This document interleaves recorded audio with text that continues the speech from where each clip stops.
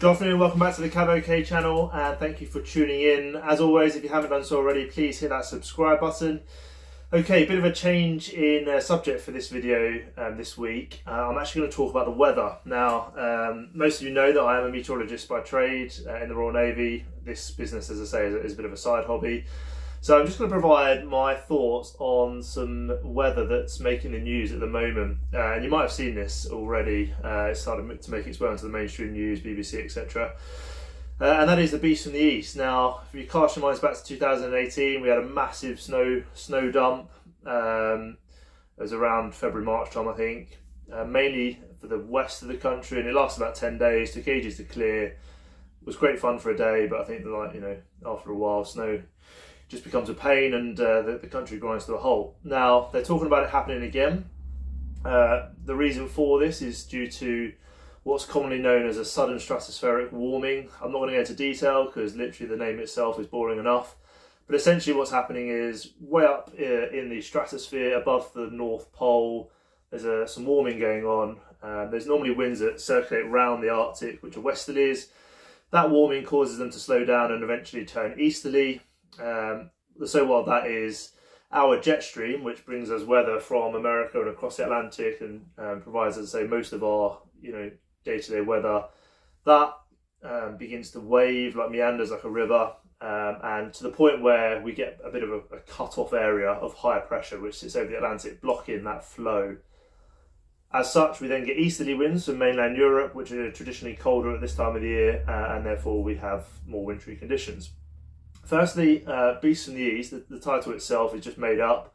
Meteorologists don't refer to it as that, it's just winter, essentially. And that's, one of the biggest pet hates for meteorologists is the media's naming of various events. We have storms that now will have names. And I get why the Met Office do that to some extent, is so that, it can be identified and they can provide a warning service where it's yellow, amber, red, and kind of people know about it.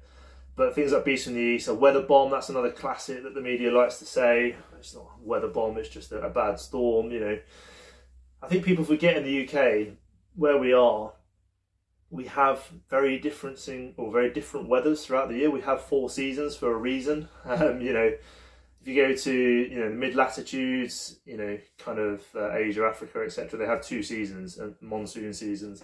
We have 4. They're winter, so we're going to have some cold weather. Traditionally, if you look back through history, even in my lifetime, we have had snow in winter. I don't know why it comes as a shock every year. Spring, yeah, it gets a bit warmer, it gets a bit nicer. Summer, traditionally, hopefully dry and nice, and then autumn is where we start to see our storms coming in. An interesting thing this year is that we haven't had a single named storm in this season. Let's look back on it for 21 going into 22, so last storm season, and by this point I think we'd already had 5 or 6 for the UK. So already our weather is definitely changing in that sense, which is due to global warming and climate change. But essentially we still have, as I say, 4 seasons. I think you could argue that they're potentially a little bit more delayed. So I think if we do get snow now, it tends to always be in kind of that February, March time, sort of back end of winter into early spring. And yeah, so we're going to have this event, as I say, this sudden stratospheric warming, which was the precursor for the Beast from the East in 2018.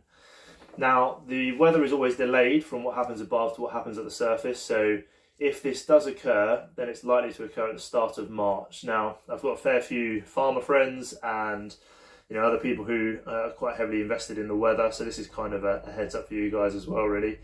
So having read some various reports and stuff today, it looks like that phenomenon is occurring at the moment, and there's an 80% chance that it will continue to occur over the next few days, which means that that warming over the North Pole, way up in the stratosphere, around sort of 5 to 10 miles above ground level, that is occurring, and there's, as I say, an 80% chance that it will continue and develop into something significant. Therefore, that precursor for the Beast from the East is present. It's always a delayed onset, as I say, so roughly 2 weeks from when the event happens to then when we see that weather affect the UK. So 2 weeks from now, let's call it end of February, beginning of March, and then these weather patterns tend to sit in for around 10 days or so. So let's call that from beginning of March through 10 days or whatever into the middle of March. It's key to note that just because there is this sudden stratospheric warming, it doesn't always lead to a cold snap or necessarily a beast from the east or anything like that. They happen fairly regularly, but it's just the nature of this particular one. It is very, very similar to the one that happened in 2018.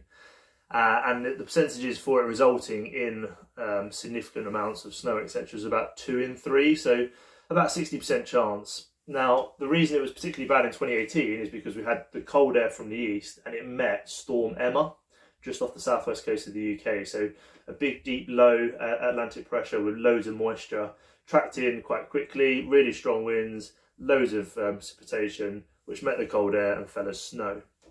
And then that persisted through, as I say, for quite a significant period. The likelihood of that happening again is very slim. To have those two significant systems meet bang over the UK to produce that amount of snowfall is relatively unlikely, I think, this time round. I think what is more likely is that we will see a cold snap, so it will be colder at the start of March. I think the remainder of February looks fairly mild still. There's a bit more unsettled weather inbound, a few more rainy days. I've been pretty fortunate recently. I'm looking out the window now and it's about 14 degrees and sunny, so it's pretty nice. So I think a little bit more unsettled for the rest of February, but nothing untoward, no extremes or storms or anything. And then, as I say, beginning of March, definitely colder.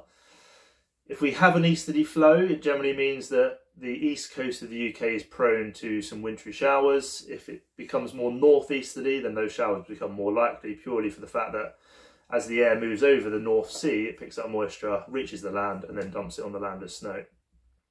If they're more like easterly and sort of south-southeast, then it will just be cold and dry, kind of like we saw a few weeks ago in January, actually, where we had some deep frosts, but nothing really that was too significant in terms of snow or anything like that. So that's my message, really.